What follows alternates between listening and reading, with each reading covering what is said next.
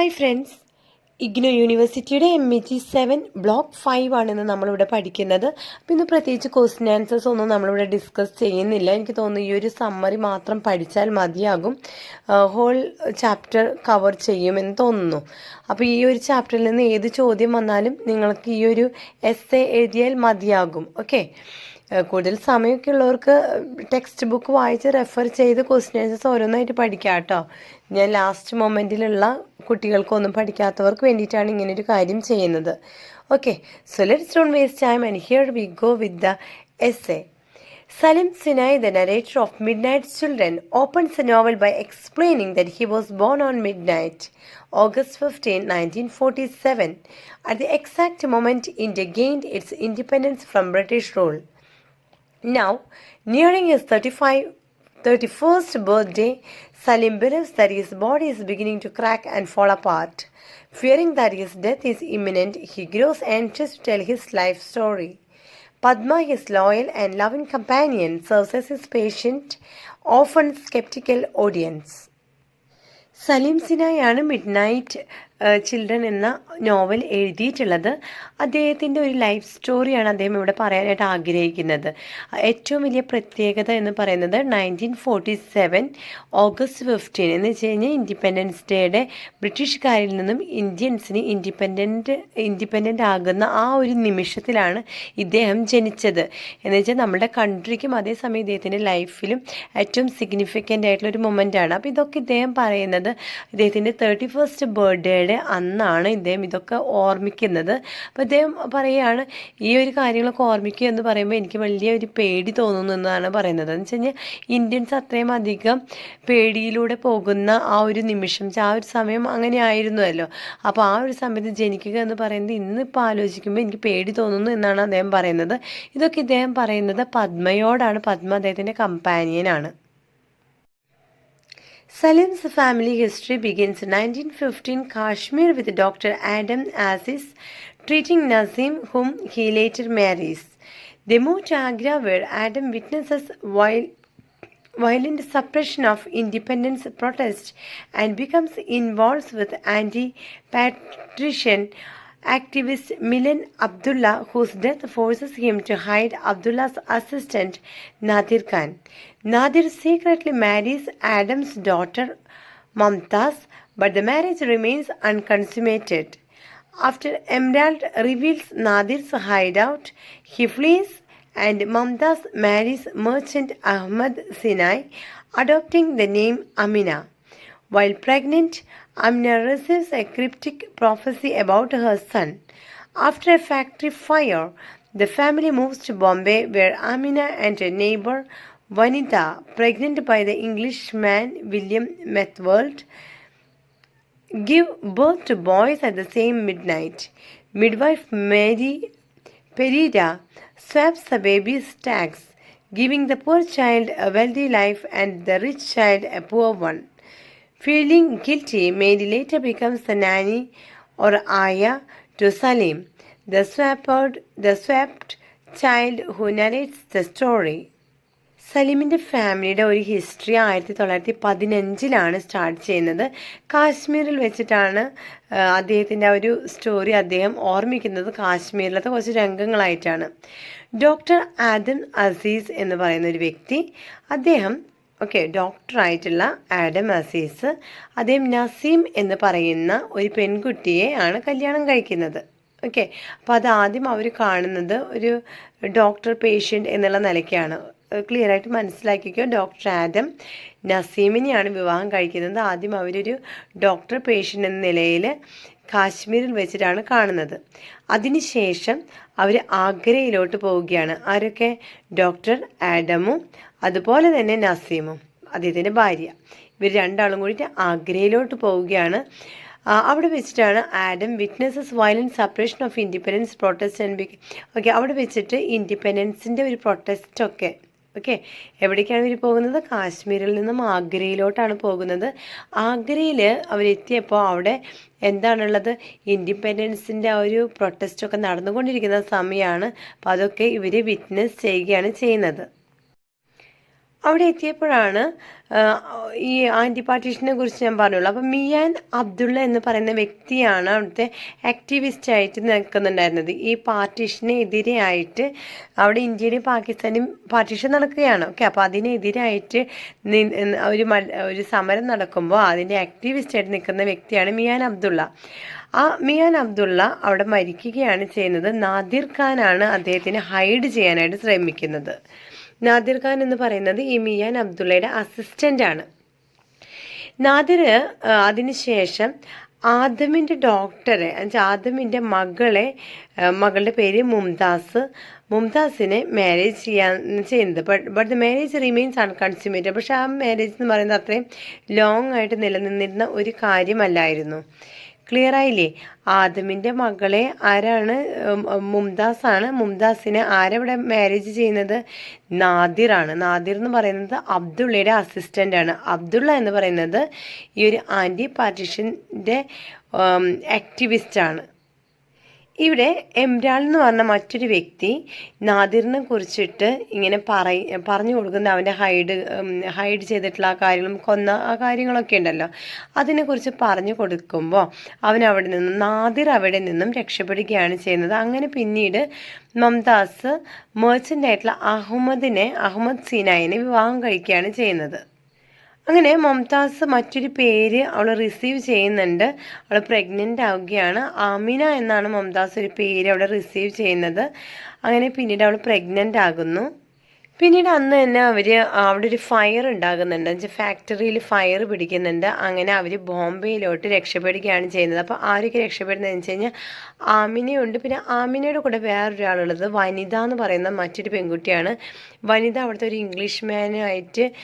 ഇംഗ്ലീഷ്മാൻ വില്യമിൽ നിന്നും പ്രഗ്നൻ്റ് ആകുന്നുണ്ട്. അങ്ങനെ ആമിനയും വനിതയും കൂടെ അവിടെ നിന്ന് രക്ഷപ്പെട്ട് എവിടേക്കാണ് പോകുന്നത്? ബോംബെയിലോട്ടാണ് പോകുന്നത്. ഇവർ ഒരേ സമയത്താണ് വെച്ച് കഴിഞ്ഞാൽ ഒരേ മിഡ് നൈറ്റ് എന്ന് പറയുന്നത് 1947 ഓഗസ്റ്റ് 15. ആ മിഡ് നൈറ്റിൽ ഒരേ സമയം ഇവർ കുഞ്ഞുങ്ങൾക്ക് ജന്മം നൽകുകയാണ് ചെയ്യുന്നത്. അങ്ങനെ അവർ മേരി എന്ന് പറയുന്ന ഒരു സ്ത്രീക്ക് ഈ കുഞ്ഞുങ്ങളെ നോക്കാനായിട്ട് കൊടുക്കുകയാണ്. അപ്പോൾ ആ കൊടുക്കുന്നത് giving the poor child A wealthy life എന്ന് വെച്ച് കഴിഞ്ഞാൽ ശരിക്കും പറഞ്ഞു കഴിഞ്ഞാൽ ഒരു പാവപ്പെട്ട സ്ത്രീയെ സംബന്ധിച്ചിടത്തോളം മേരിയുടെ കയ്യിൽ കുഞ്ഞിനെ ഏൽപ്പിച്ചപ്പോൾ ഒരു വെൽത്തി ലൈഫ് ആ കുഞ്ഞിന് കിട്ടിയെന്നാണ് പറയുന്നത്. അതേസമയം റിച്ചായിട്ടുള്ള ആ ഒരു സ്ത്രീ ഈ കൊച്ചിനെ കൊടുക്കുമ്പോൾ ആ റിച്ചായിട്ടുള്ള കുട്ടിക്ക് ശരിക്കും പറഞ്ഞു കഴിഞ്ഞാൽ ഒരു പുവർ ലൈഫ് കിട്ടിയതായിട്ടാണ് ഫീൽ ചെയ്തിട്ടുണ്ടാവുക. അങ്ങനെ feeling guilty Mary later becomes a nanny to Saleem as the swapped child who narrates a story. അങ്ങനെ മേരിയാണ് പിന്നീട് ഇവിടെ ആയയായിട്ട് മാറുന്നത്. ആരായ? സലീം എന്ന് പറയുന്ന വ്യക്തിയുടെ ആയയായിട്ട് മാറുന്നത് സലീമാണ് ഈ സ്റ്റോറിയെല്ലാം നരേറ്റ് ചെയ്തുകൊണ്ടിരിക്കുന്നത്. ഇനി ഞാൻ വേറൊരു കാര്യം നിങ്ങളോട് പറയാം. ഇത് മൊത്തം ഇപ്പോൾ നിങ്ങൾക്ക് പഠിക്കാനായിട്ട് ബുദ്ധിമുട്ടായിരിക്കും. കാരണം എന്താ, കുറേ പേരുകളും കുറേ കൺഫ്യൂഷനും ഒക്കെ ഉണ്ടായിരിക്കും അല്ലേ? അപ്പോൾ ഇതൊക്കെ കേട്ട് നിങ്ങൾ ടെൻഷൻ അടിക്കേണ്ട. ഇതെല്ലാം നിങ്ങൾ പഠിക്കാതെ ഇതിൽ നിന്ന് ഏറ്റവും ഇമ്പോർട്ടൻ്റ് ആയിട്ടുള്ള ഒരു ഭാഗങ്ങൾ മാത്രം നിങ്ങൾക്ക് പഠിച്ചെടുത്താൽ മതി. ഈ ഒരു പാരഗ്രാഫിൻ്റെ കാര്യമാട്ടോ ഞാൻ പറയുന്നത്. ഈ പേരുകളൊക്കെ നിങ്ങൾക്ക് ഒഴിവാക്കണമെങ്കിൽ ഒഴിവാക്കാം. അതിലേറ്റവും ഇമ്പോർട്ടൻ്റ് ആയിട്ടുള്ള ലൈൻസ് എന്ന് പറയുന്നത് ഞാൻ ഒഴിവാക്കേണ്ട കാര്യം എന്ന് പറഞ്ഞാലേ അതിൻ്റെ ഇടയിൽ ആ ഫാക്ടറി ഫയർ ഉണ്ടായിട്ട് അവിടെ നിന്ന് മൂവ് ചെയ്യുന്നതും അതൊക്കെ വേണമെങ്കിൽ ഒഴിവാക്കാം കേട്ടോ. അങ്ങനെ കുറേയധികം സെൻറ്റൻസസ് ഈ മിയാൻ അബ്ദുള്ളേൻ്റെ ഒക്കെ നമുക്ക് ഒഴിവാക്കണമെങ്കിൽ ഒഴിവാക്കാം. ഓക്കെ, അതിൽ ഇമ്പോർട്ടൻ്റ് ആയിട്ട് ലാസ്റ്റ് സലീം അവിടെ ജനിക്കുന്നുണ്ട്, അത്രയും മതിയായിരിക്കും. പിന്നെ സ്റ്റാർട്ടിങ്ങിൽ ഒരു മാരേജിൻ്റെ കാര്യം പറയുന്നുണ്ടല്ലോ, അത്രയ്ക്കൊക്കെ നിങ്ങൾ എഴുതിയാലും മതി. Because it occurs at the exact moment India gains its independence, the press heralds Salim's birth as hugely significant. He realizes he has the power of telepathy and can enter anyone's thoughts. Eventually, Salim begins to hear the thoughts of other children born during the first hour of independence. The 1001 Midnight Children all have magical powers which vary according to how close to midnight they were born. Salim discovers that Shiva, the boy with whom he was switched at birth, was born with a pair of enormous powerful niece and a gift for combat. Salim's entire family moves to Pakistan after India's military loss to China. During the war between India and Pakistan, Salim gets hit in the head by his grandfather's silver spittoon, which erases his memory entirely. After witnessing number of atrocities, however, he flees into the jungle with 3 of his fellow soldiers. In the jungle, he regains all of his memory except the knowledge of his name. After leaving the jungle, Salim finds Parvati the witch, one of Midnight's children, who reminds him of his name and helps him escape back to India. He lives with her in the magician's ghetto. ഇവിടെ സലീമിൻ്റെ birthday എന്ന് പറയുന്നത് ഏറ്റവും important ആയിട്ട് significant ആയിട്ടുള്ളൊരു നിമിഷമാണ്. കാരണം അന്ന് ആ ഒരു സമയത്ത് തന്നെയാണ് ഇന്ത്യ ഇൻഡിപെൻഡൻ്റ് ആകുന്നത്. അപ്പോൾ ഇവിടെ അദ്ദേഹം പറയുകയാണ് അദ്ദേഹത്തിന് കിട്ടിയിട്ടുള്ള ഒരു സ്പെഷ്യൽ ആയിട്ടുള്ള ഒരു ഗിഫ്റ്റ് അല്ലെങ്കിൽ ഒരു സ്പെഷ്യാലിറ്റി എന്ന് പറയുന്നത് അദ്ദേഹത്തിൻ്റെ ടെലപ്പതി പവറാണ്. അതുപോലെ ആരുടെ ചിന്തകളിലേക്ക് വേണമെങ്കിലും അദ്ദേഹത്തിന് ഇറങ്ങി ചെല്ലാം എന്നൊരു തോന്നൽ ഈ ടെലപ്പതി പവർ മുഖേന അദ്ദേഹത്തിന് ഉണ്ടായിട്ടുണ്ട്. Eventually, Salim begins to hear thoughts of other children born during. Okay, അപ്പോൾ ആ ഫസ്റ്റ് ഇൻഡിപെൻഡൻസ് ഡേയുടെ അന്നത്തെ ആ ഫസ്റ്റ് അവർ ഉണ്ടല്ലോ, അതിൽ ഇദ്ദേഹത്തിൻ്റെ കരച്ചിൽ മാത്രമല്ല, സലീമിൻ്റെ കരച്ചിൽ മാത്രമല്ല, മറ്റു പല കുട്ടികളെയും കരച്ചിൽ കേൾക്കാൻ സാധിക്കുമെന്നാണ് പറയുന്നത്. അതിൻ്റെ കാരണം എന്താ? ഒരാൾ ജനിക്കുന്ന സമയത്ത് ആൾ മാത്രമാണ് ജനിക്കുക, ഇല്ലല്ലോ. ലോകത്ത് പല ആൾക്കാരും അതേ സമയത്ത് ജനിക്കുന്നുണ്ട്. അപ്പോൾ ഇദ്ദേഹം ജനിച്ച അതേ സമയത്ത് തന്നെ പല കുട്ടികളും ജനിച്ചിട്ടുണ്ട്. അപ്പോൾ അതിനായിട്ട് 1001 എന്ന് പറയുന്ന ഒരു നെയിമൊക്കെയാണ് അദ്ദേഹം ഇവിടെ കൊടുക്കുന്നത്. അതുപോലെ സലീമിൻ്റെ മറ്റൊരു കണ്ടുപിടുത്തമാണ് എല്ലാ കുട്ടികൾക്കും ഒരു സൂപ്പർ പവർ ഉണ്ട്. പക്ഷെ അത് ഏറ്റവും കൂടുതൽ മിഡ് നൈറ്റിനോട് ക്ലോസ് ആയിട്ട് ആരാണോ ജനിച്ചിട്ടുള്ളത് അവർക്കാണ് ആ പവർ കിട്ടിയിട്ടുള്ളത് എന്നാണ് സലീം വിശ്വസിക്കുന്നത്. അതുപോലെ തന്നെ he was born with a pair of enormous powerful knees and a gift for combat. Salim's entire family, അതുപോലെ അതിനുശേഷം സലീമിൻ്റെ എൻറ്റയർ ഫാമിലി, ഇതിനിടയിൽ ഒരു ശിവ എന്ന് പറയുന്ന കുട്ടിയുടെ കാര്യം പറയുന്നുണ്ട്. അവനും ഇതുപോലെ സ്പെഷ്യലായിട്ടുള്ള പവേഴ്സ് ഉണ്ട് എന്നാണ് ഇവിടെ പറയുന്നത് കേട്ടോ.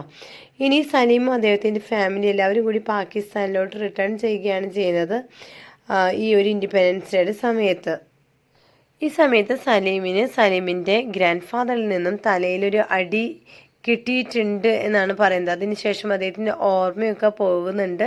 പിന്നെ അദ്ദേഹം കാട്ടിലോട്ട് അദ്ദേഹത്തിൻ്റെ 3 കൂട്ടുകാരികളുമായിട്ട് ജംഗിളിലേക്ക് പോകുന്ന ഒരു രംഗം കൂടി നമുക്കിവിടെ കാണാൻ സാധിക്കും.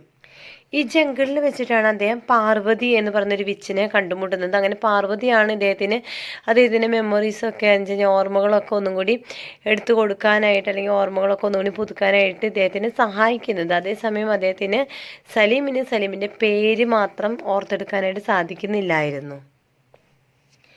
Disappointed that Salim will not marry her, Parvati the witch has an affair with Shiva, now a famous war hero.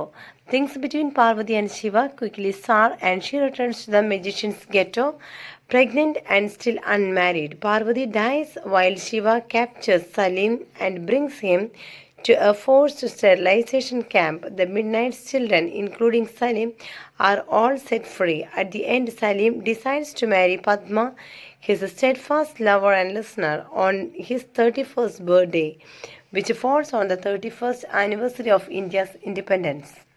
ഇവിടെ പാർവതി എന്ന് പറയുന്ന ഈ വിച്ച് സലീമിനെ വിവാഹം ചെയ്യാൻ ആഗ്രഹിക്കുന്നുണ്ടെങ്കിലും സലീം വിവാഹം ചെയ്യില്ല എന്ന് മനസ്സിലാക്കിക്കൊണ്ട് അവൾ പിന്നെ ശിവയായിട്ട് ഒരു ഫ്രണ്ട്ഷിപ്പ് സ്ഥാപിക്കുകയാണ് ചെയ്യുന്നത്.